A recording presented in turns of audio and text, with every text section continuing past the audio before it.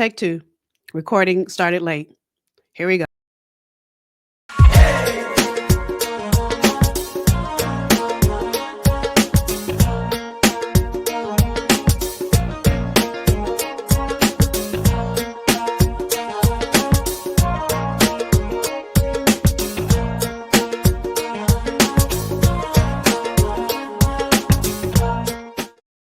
Hey, hey, hey, Nicole Roberts Jones here, and welcome to this episode of the Meaningful Work Podcast, a time I connect with you to give you all you need to go after a life of meaning and fulfillment. Matter of fact, the life that God created for you to have, so that you can live in your abundantly above all life. So, I got to tell you, this conversation is one that I think is often overlooked. Often we take for granted that we've got to think outside of the box. Come on, somebody, right? That's enough for some of y'all to hang up right now, right? So, we're going to talk about creative thinking and really why it's vital to meaningful work, why it helps you solve problems, why it helps you begin to let go of the system, and dare I say, even uh, break the glass ceiling, bust through it, right? And it fosters innovation. And our guest today is the perfect woman to talk about that. Her name is Shawna Renee. Now, Shawna is an award winning broadcast journalist, a culture critic, and wellness educator with over 2 decades of experience amplifying the voices of and stories of women, especially women of color. As host of Urban View Mornings, she leads authentic conversations on politics, health, family, bridging generational and cultural gaps. She's also the founder of the Free Black Women's Divestment Movement, the BWDM, a transformative, innovative a transformative initiative. Hello, come on, somebody.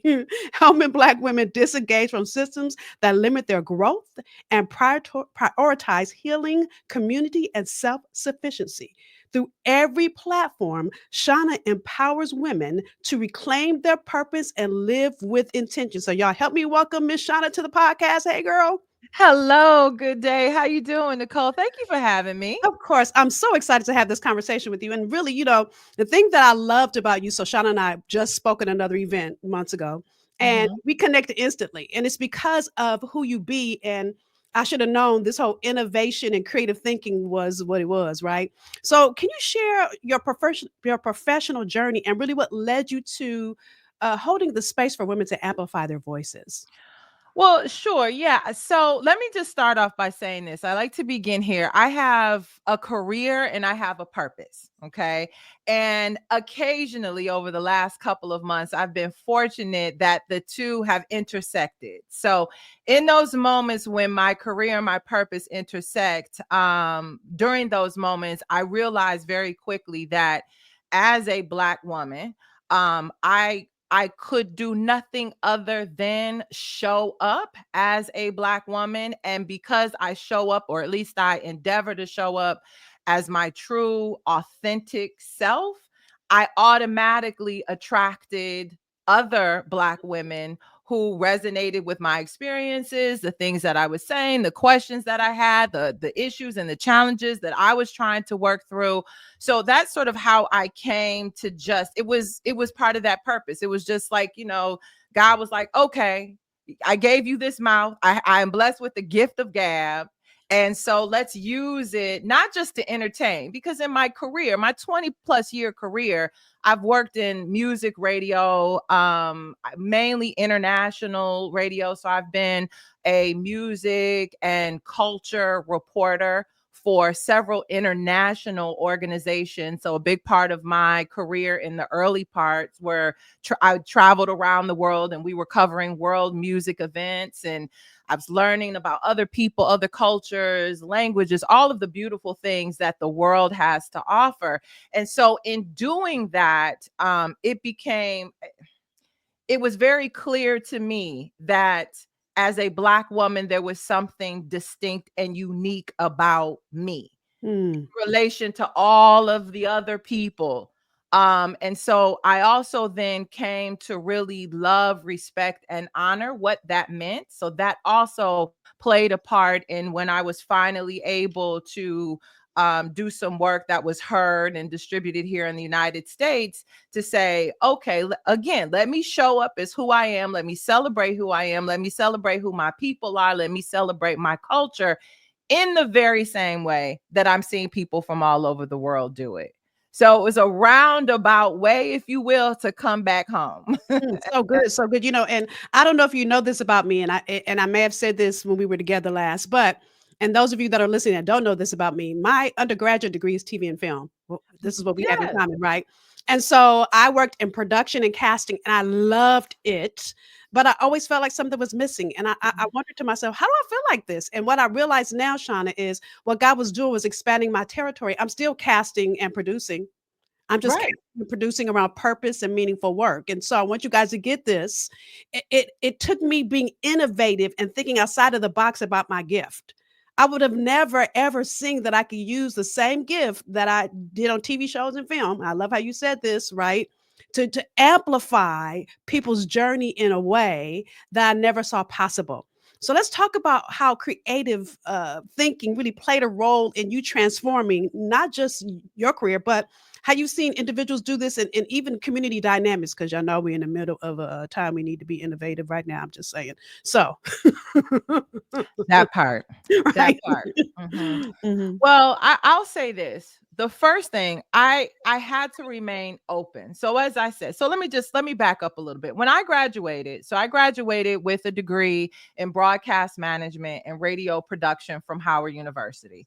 When I HU, even though I did go to graduated, Howard, HU, I got to say, because thank you. somebody's You saying know, it. you do. Thank Go you, ahead. because you know how we can be. Right.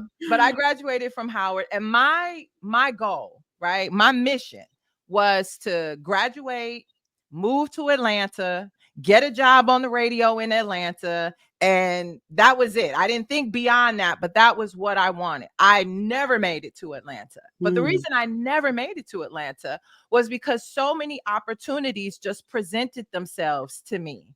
So I got a job in Baltimore, not where I wanted to go, but I said, okay, well, let me see what this is about. It was a fantastic job. I hosted a morning show. It was the number one morning show in Baltimore. And then when I left there, the opportunity for me to go work for an international satellite radio company presented itself. And that absolutely wasn't what I wanted to do.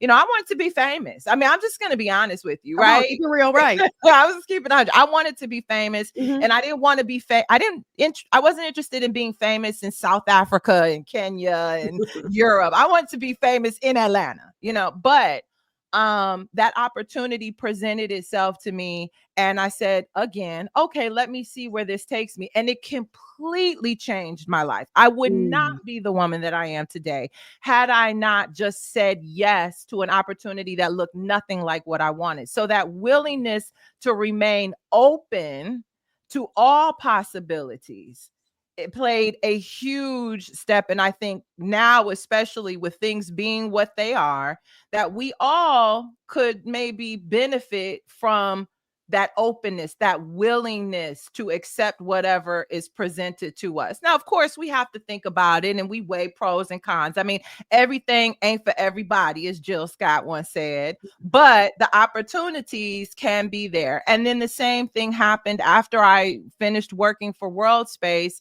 I, like you, I was working for Sirius XM. I was producing a talk show, and my father was working there. My father has worked in talk radio for many, many years prior to his passing. And so I was working with him, and I noticed that there were no young Black voices. I was in my 30s at the time. Absolutely no young Black women in talk radio at all. And this is pre podcast, pre all of that, right? So you had to work for one of the major media companies in order to have a platform. And so by the time I got there and realized, I said, okay, I don't know what to do. I don't know how to do this, but I'm going to just try.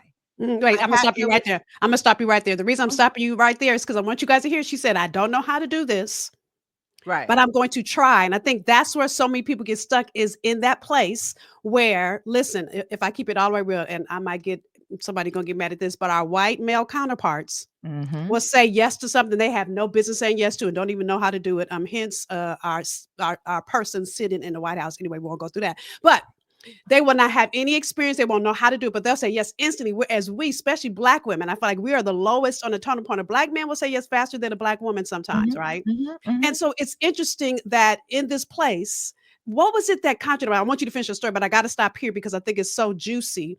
What conjured you to, or what pushed you, propelled you, do you think, in that place that you were scared? Because when you don't know what you're doing, fear is present. What helped you push through that to say yes to it? Um, because I knew there was a gap. I knew the gap was there, and I knew the gap had to be filled. And I just said, why not me? I mean, what's the worst that could happen? I Right. could fail, I could fall on my face, I could embarrass myself, but you know what?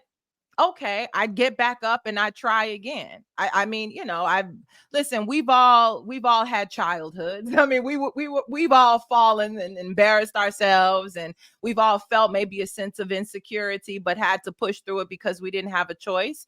So for me, it was just like, why not? Why not? And why not me? And obviously, no one else was thinking to do it. I also thought if someone else thought to do it, then it would be done. And I truly believe that when God puts something on your heart, it is for you to do. Because I often say when I talk to people, I've never wanted to be a veterinarian.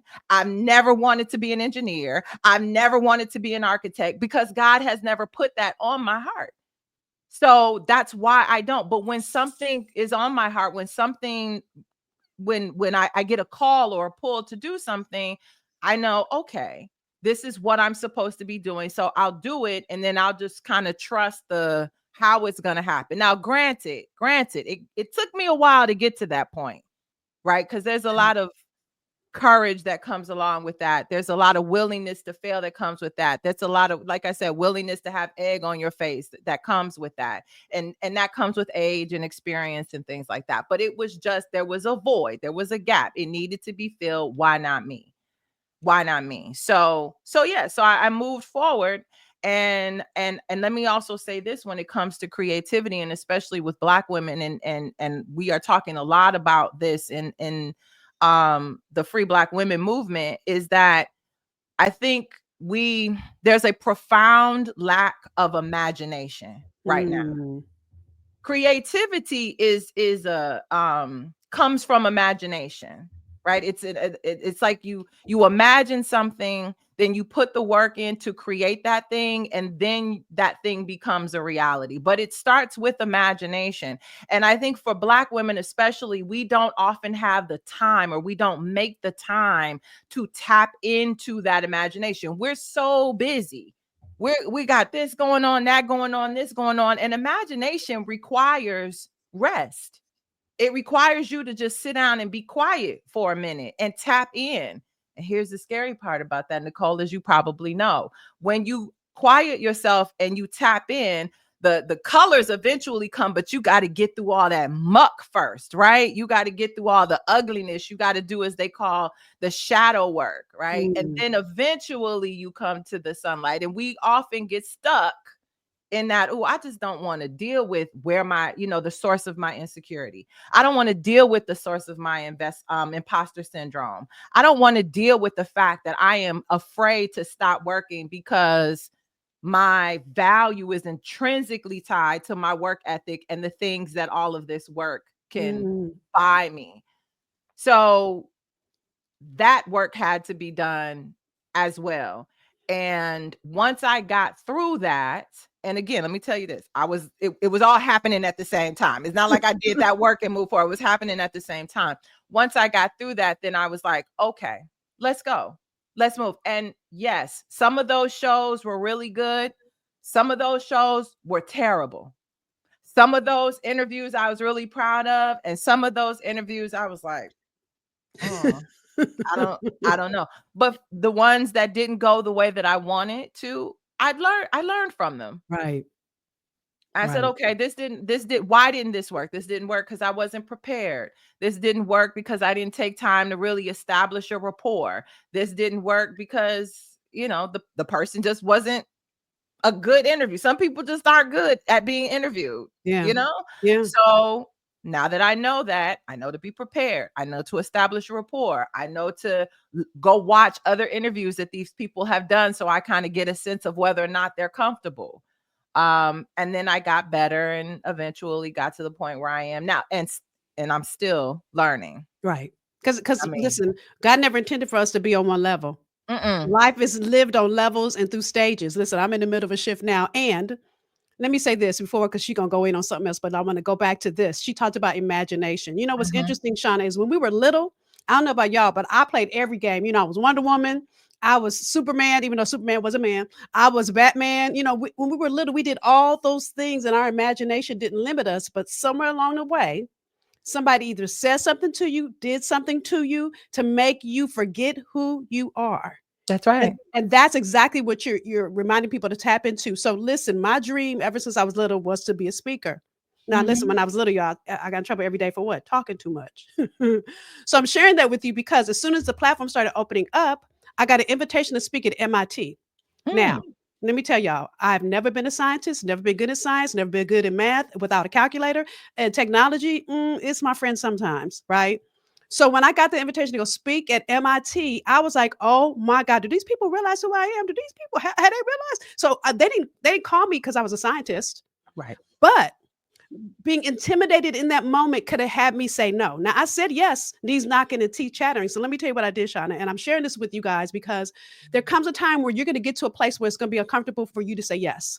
Doesn't mean you say no. It means that you need to look at the stretch in that place. And that's exactly what Shauna is showing us. So what I did when I got there, because I was scared when I said yes, scared for months and weeks, writing the I'll tell you what the topic was when I finished, but and then you're gonna be like, really? You were scared? But anyway, scared for months and weeks. So when I got to the site that day, I sat in the audience. I sat in the back with the students, and I did it on purpose because I thought, okay, maybe if I connected some of them, it'll help with my nerves. And little did I know that not only did that help with my nerves, but it gave me data that I used on stage. So what did I go talk about? The first year experience. So that goes to any school, but still, I have never in my life, my husband is a scientist. He was excited. Mm. I am not. Right?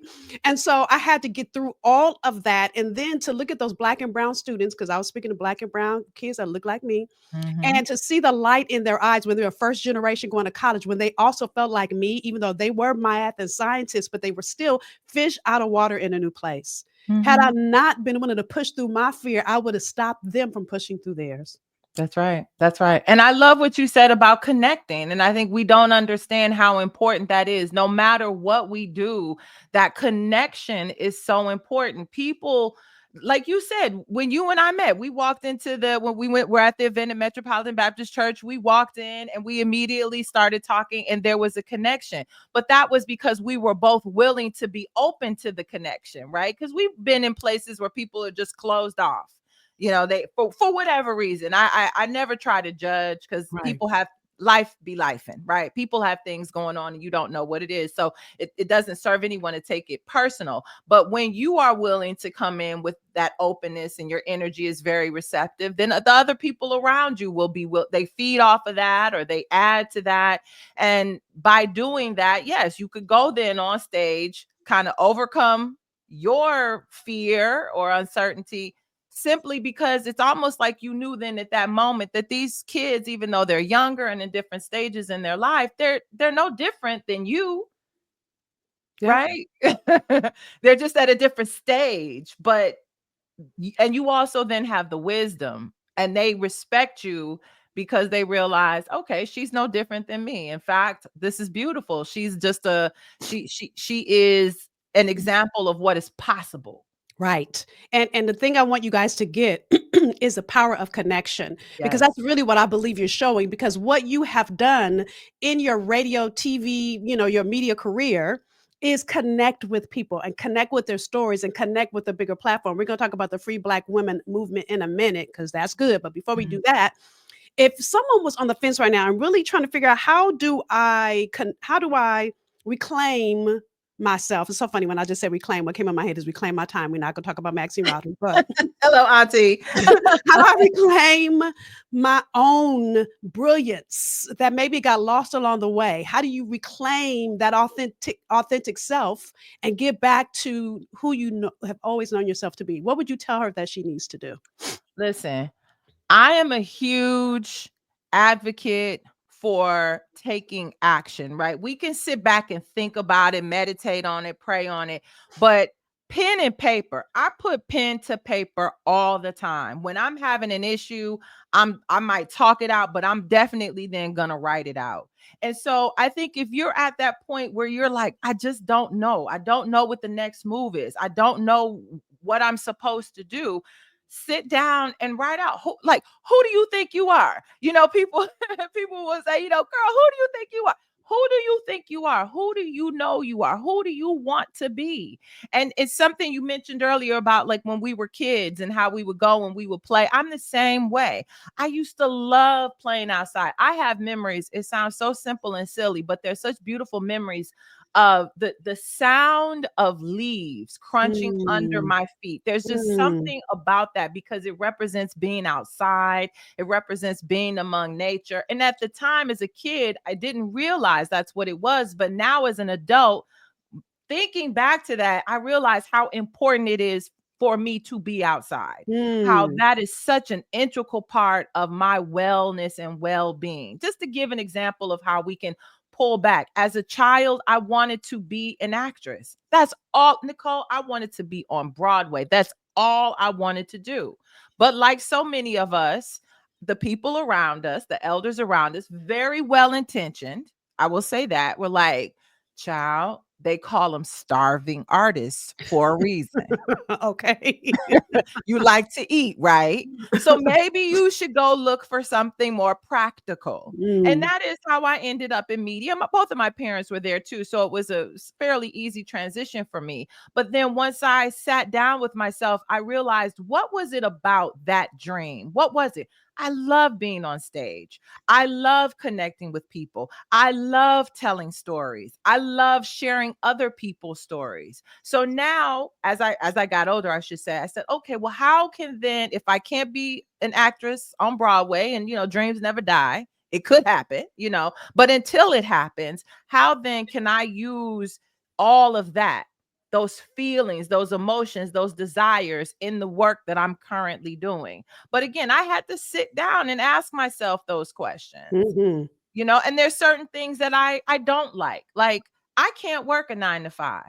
I can't do it. I'm just not built that way. So then I also know now anytime I pivot, I have to keep that in mind.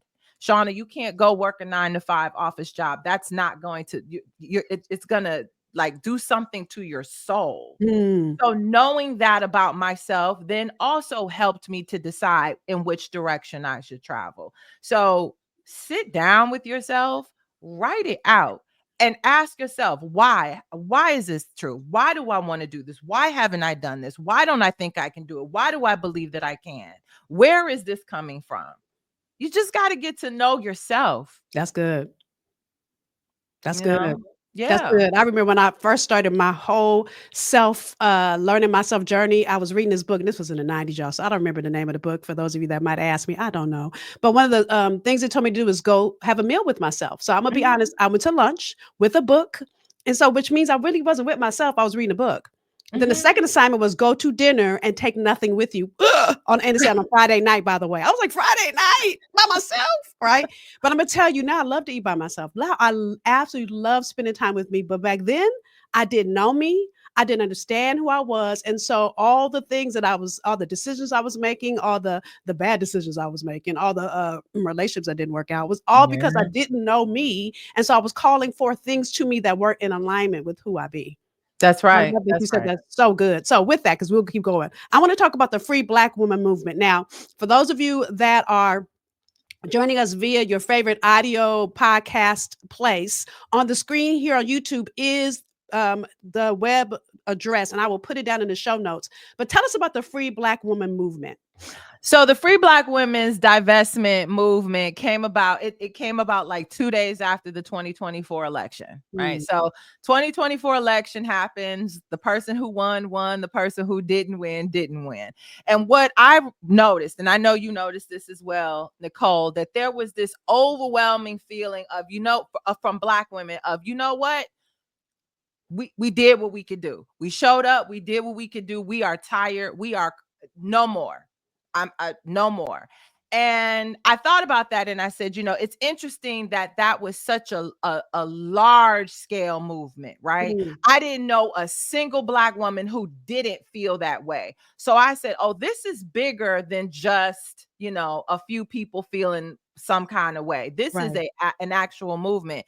And I think it came from just Black women being exhausted and realizing that we are so tired of beating down the old boys club door, begging to get in, right? We do all the things. We get all the education. We work hard. We make sure we're aesthetically pleasing, as the girls like to say, right? We're doing all those things and we still can't get in. So the first part of that was, okay, well, fine. You know what? I'm not knocking on that door anymore. I don't care. I'm just going to go over here and mind my own Black business.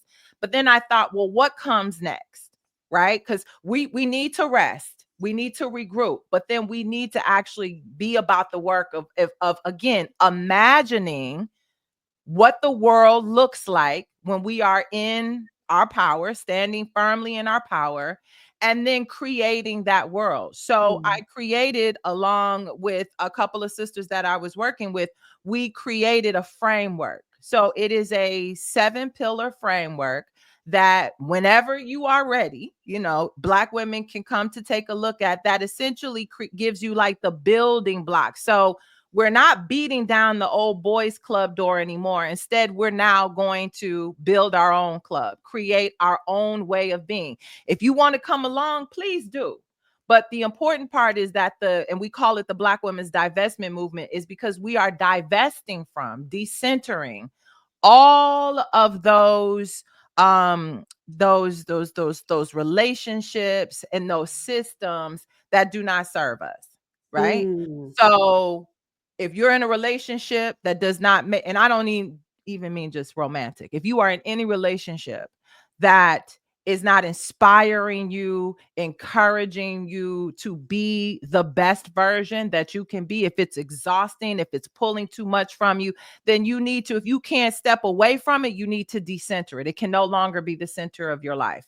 There are systems. We talk a lot about capitalism, and a lot of people, I get a lot of pushback, Nicole, on this, but I'm like, listen, that capitalist system is what has us competing with one another. right. Right.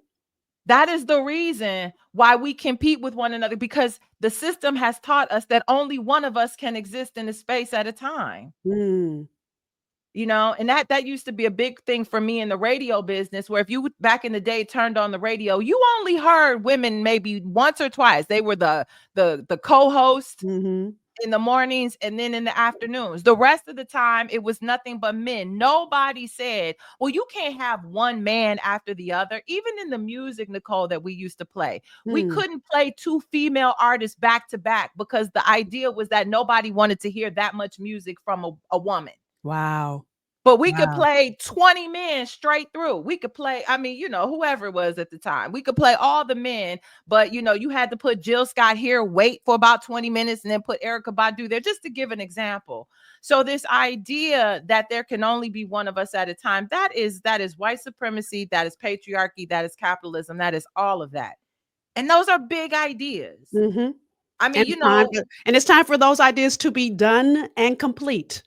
And the that's right. only way that we complete them is to do something different. And that's exactly what you're doing in this movement. So I just want to say thank you. Thank you for always having the courage. Thank you for always being the trailblazer, for being a light on the path, for saying yes in the face of adversity, Yes. and in the face of your own fear. That's So and good. I thank It's you. so Thank good. thank you for that acknowledgement, because yes, it's hard. It's hard out here. It's hard being innovative, it's hard being imaginative, it's hard being creative.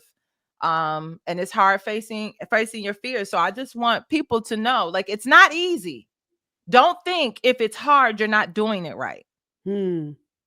Right? That's If it's good. easy, you're not doing enough. That's like going to the gym. Listen, if it's That's right. easy, you're not doing anything to your body unless you sore the next day. I remember my trainer said that, and I was like, really? Now, mind you, if you're doing the same muscle exercise over and over, it won't be sore the same number of days. But the first day, it should That's right. never be easy. It shouldn't be. It shouldn't be. But the key is, it's not easy, but you know that it's building muscle, right? You Yes. know that the outcome is that you're going to be stronger and better. Don't just go do the hard thing just because you're trying to prove yourself. That's where a lot of women get caught up too. We're out here just pushing and pushing and pushing and pushing with no end in sight. Mm, Know what the goal is, and then you'll feel a lot better about the sacrifices that you might have to make. And then also using that analogy too, Nicole, you also have to rest and recover, right? mm. So good. Listen, and using the same analogy, you got to think about all the people. It's not the same analogy, actually. All the people that are coming after us. We Yes, stand on the shoulders of the black women that fought before us, and the young women that come after us will stand on our shoulders. So if we do nothing now, then that means that they'll be in the same place that we're in right now. And who wants that for our daughters and our granddaughters and our great granddaughters? And I can go on and on and on. Our nieces, our all the things, right? that's So, right. so thank you. Listen, we can go on, and y'all see those of you that are here on YouTube, you see the link on the screen. Look for the free Black woman link down at the bottom in our show notes. Go and join. Look at grab the 7 pillar framework and get involved in this. The more, the merrier, so that we can begin to dismantle all the infrastructure and things that would keep us from being all that God has created us to be. Amen. So, in closing, is there anything you want to say that you didn't get to talk about in this episode? I just want to encourage women to just really start to tap into your imagination. If you don't get anything else out of this conversation, take the time to slow down, rest, tap into your imagination, realize that all things are possible. Nicole, you said earlier, these white guys, they go for it. Listen, I'm reading this book by Ruha Benjamin. It's called Imagination, a Manifesto. Hmm. Ruha Benjamin is fantastic. Look her up online. She's a professor at Princeton. Hmm. Brilliant sister. But she in the book talks about the reason that these folks want, they believe they're going to Mars. They believe they are going to colonize Mars, right? They believe in this robotic AI takeover. These things came out of their imagination. They didn't stop. They were like, I'm going to imagine all of the possibilities, and then I'm going to work to make all of those things happen. So if I'm like, the white guys are dreaming about colonizing Mars, then we can dream about a just society where women can thrive. Right. If they can take the first step toward colonizing Mars, which by the way may not happen in our lifetime, then we can take the first step toward creating opportunities for Black women to thrive. And guess what? It might not happen in our lifetime, but it Right. doesn't mean it won't ever happen. Right.